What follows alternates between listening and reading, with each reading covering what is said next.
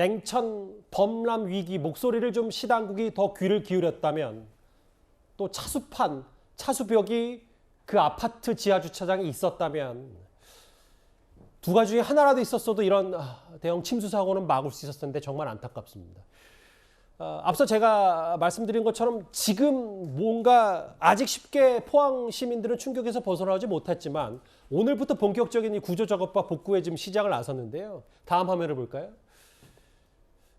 근데 시민들의 힘은 좀 살아 있어서 헬스장, 미용실, 도자기 작업실 같은 이제 포항에 자영업을 하시는 분들이 우리 물 잘 나오니까 화장실과 샤워실 개방하겠다.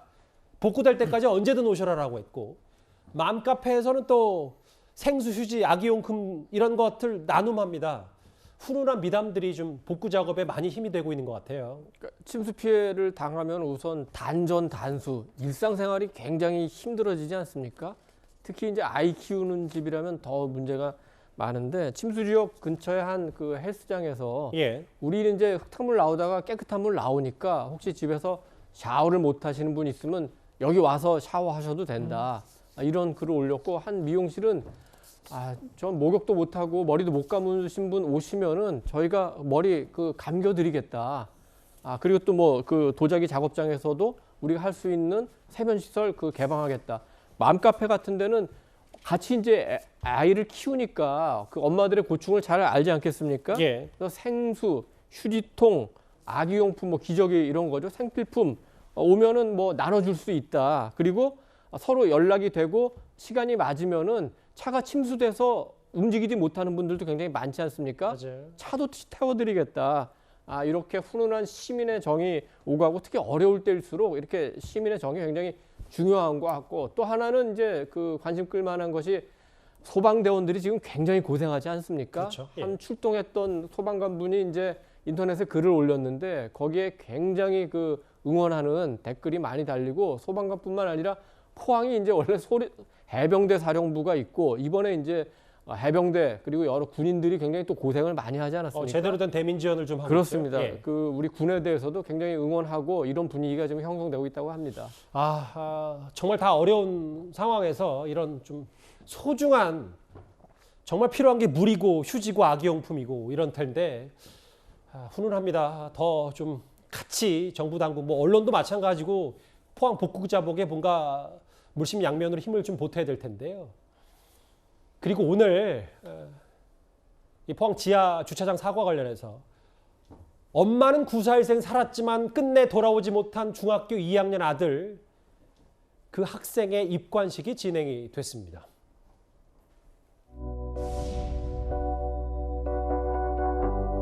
사람이 수영을 못 해가지고 기초를 5명이 입관을 하는데 사는 걸 꾸고 마을을 보냈다니까 그런데 아가 엄마 나 잘 키워줘서 고마워. 그게 마지막이.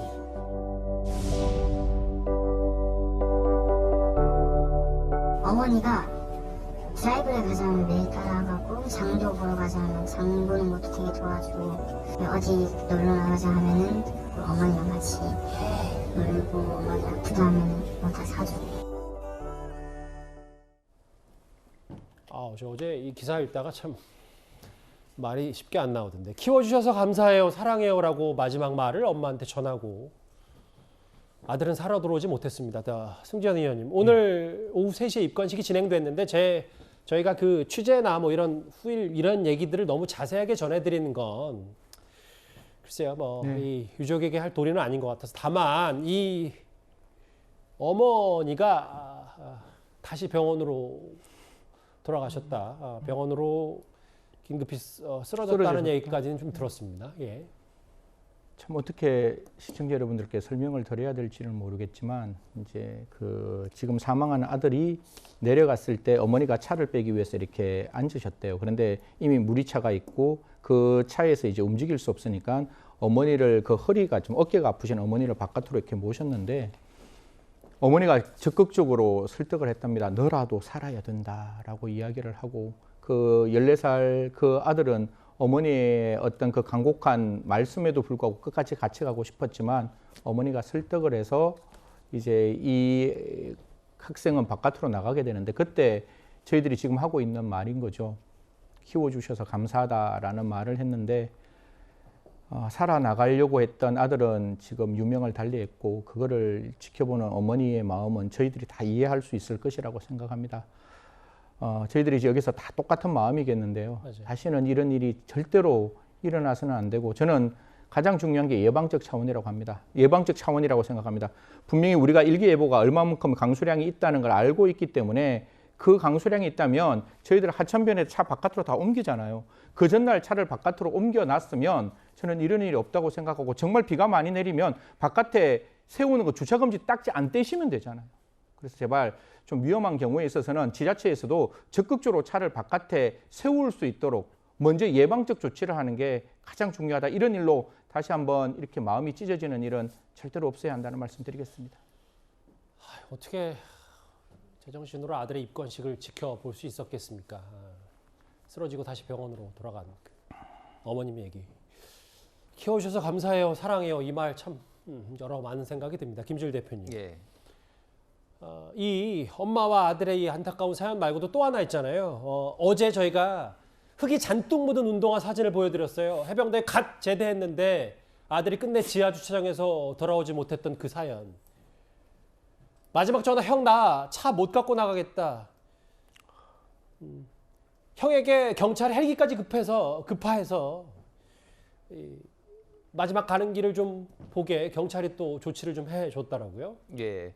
그러니까 지금 이제 배가 지금 다니기 힘든 상황이라서 원래는 어제 못 오고 이제 오늘도 못 올지 이제 알 수 없는 상황입니다. 지금 사망한 서 씨의 형은 지금 순경이에요. 그래서 지금 독도 경비대에 근무하고 있죠. 경비대에서 근무를 하고 있습니다. 그래서 경찰청에서 어제 오후 5시 22분쯤에 헬기를 급파를 해가지고 이제 포항으로 이동을 했다라고 합니다. 너무나 안타까운 사연이고 예. 형의 차였다고 해요. 이 차가 자체가. 그래서 형의 차를 이제 빼서 이제 형은 독도에 근무하고 있으니까 소유주는 형이었고 본인이 이제 사용도 하고 그래서 형 차를 빼려고 하다가 이렇게 안타까운 사연이었고 예. 이 사촌 언론에 이제 사촌 이 사망한 서 씨의 사촌하고 이제 인터뷰한 것도 나왔는데 올해 4월에 취업에 성공하고 명절에 보자 뭐 밥 먹자 이런 얘기까지 최근까지 나눴다고 합니다. 정말 뭐 개개인의 사연이 정말 너무 안타까워서 좀 말문을 잇기가 좀 힘드네요. 예. 형 차 못 갖고 나가겠다 이런 사연들. 일단 오늘 입관식도 있었고 이제 빈소를 지키는 많은 추모 물결들이 이어지고 있습니다. 윤석열 대통령이 오늘 본인 출근길에서 포항 지하 주차장 사고 이야기에 잠시 눈이 붉어지기도 했는데요. 그 화면도 저희가 준비를 했습니다. 어제는 이번 태풍에 가장 피해를 많이 입은 포항과 경주를 다녀왔습니다. 중학생 아들을 잃은 어머니, 또 부모님을 함께 잃은 그 자녀들, 또 늦은 나이에 결혼도 하지 않고 홀어머니를 극진하게 모시고 살아온 그 아들을 잃은 어머니, 이분들 어떠한 그 말로도 위로할 수 없다는 것을 느꼈습니다. 하천의 범람으로 흙더미가 된 마을을 복구하고 또 피해자들을 위로해 주시는 자원봉사자들을 보고 어떤 연대와 그 희망이라는 것을 또 함께 느꼈습니다. 윤 대통령도 어제 현장을 방문하고 지금 여기 계신 분들 특히 저 똑같은 감정을 많이 느꼈을 겁니다. 그런데 오늘 대통령실이 이례적으로 입장을 하나 낸 게 있어요. 장해찬 평론가님. 여기 화면에 보니까 일부 이재명 대표의 강성 지지자들이 어제 대통령이 포항을 찾음으로써 복구가 지연됐다.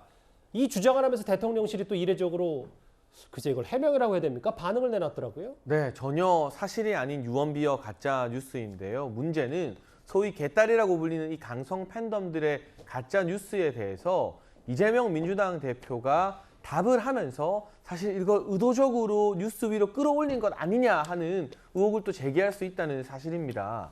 인터넷에 보면 별의별 가짜 뉴스와 유언비어 등등이 유포되고 있죠. 하지만 이 제1야당의 당대표가 여기에 굳이 답을 달면서 설마 아닐 것이다 하는 것은 이러한 뉴스가 퍼지길 원하는 또 다른 의도가 숨어 있었던 것은 아닌가.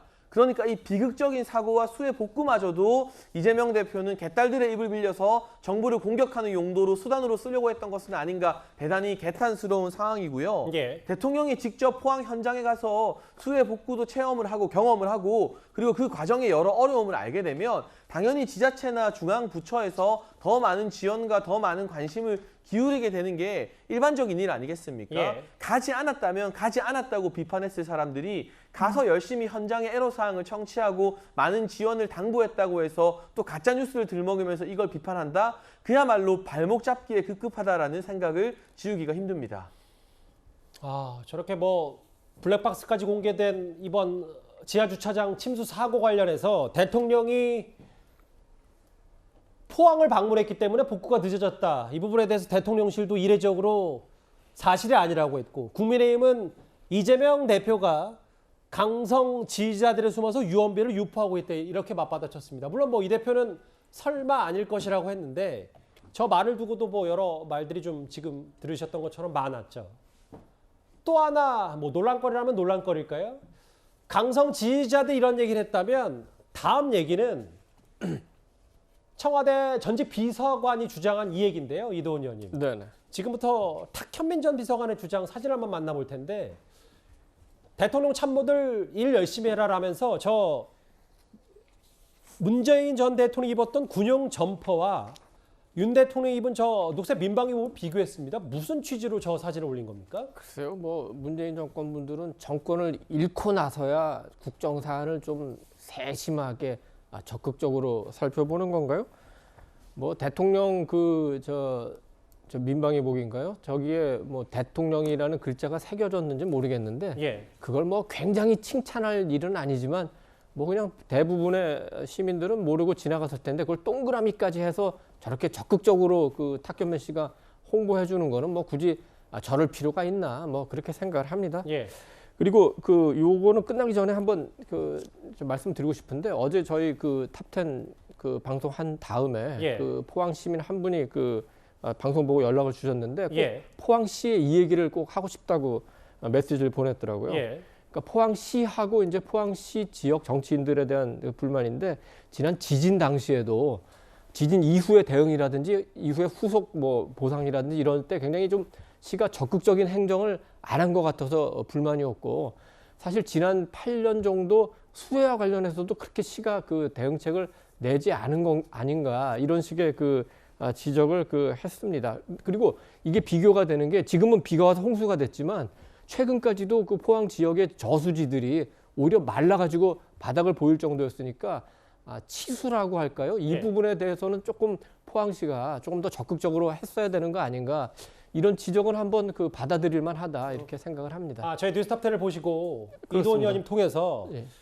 지금 포항 지역구를 갖고 있는 국회의원들이나 혹은 포항시 당국이 뭔가 수습과 그리고 예방을 적극적으로 하지 못한다 이 쓴소리 앞으로 가을 태풍도 있을지 모르니까 이거 철저히 대응해야 된다 이 말씀을 그러니까 하십니다. 대응을 이제 하긴 하는데 그러니까 공무원들이 이제 뭐 매뉴얼이라고 할까요? 이런 그 행정 절차에 따라서 하나하나 하는데 이게 굉장히 속도가 늦고 윤 대통령은 예를 들어서 재난지역 선포를 선제적으로 하지 않았습니까? 물론 행정 절차 그 실태 조사하고 나서 해야 되지만 선제적으로 하니까 공무원들이 빨리빨리 움직이지 않습니까?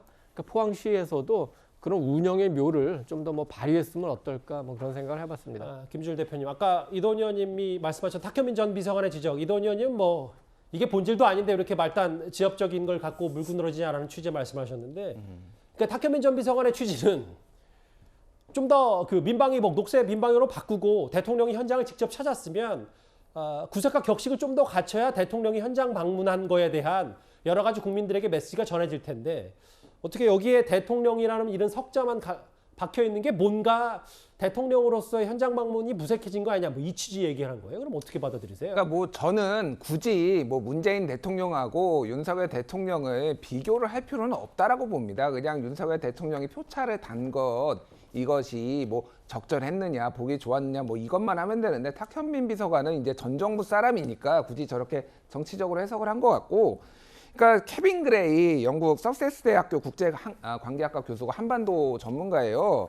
영어로 이렇게 써놨습니다. 이제 해석을 하자면은 저 사진은 이제 표찰 대통령이라고 써 있는 거 보고 윤 대통령은 대통령 명찰을 부착할 필요가 있다고 느낀 모양이다. 혹시라도 자기가 누구인지 못 알아볼까봐 이렇게 대통령 써 있는 거 가지고 조금 뭐 비판을 했어요. 그러니까 뭐냐면은 다른 어느 나라 대통령이나 수상도 이런 저런 뭐 재난 현장에서 대통령 이렇게 안 한다라는 거죠. 한마디로 얘기하면 이게 적절한 방송 용어인지 뭔데 좀 구리다는 겁니다. 한마디로 얘기하면. 적절하지 않은 방송 용어네요. 예. 그러니까 일반 용어로 쓰면은 그러니까 저거는 그냥 적절하지 않다라고 뭐 대통령실에서 판단을 하면은 뭐 떼면 되는 거예요. 저거를 가지고 뭐 정쟁으로 할 필요도 저는 없다고 봅니다. 예. 근데 김준일 우리 대표님 비판에 의하면 대통령 명찰도 부적절하다 치면 거기다가 봉황 휘장 붙이는 건 더 부적절하죠.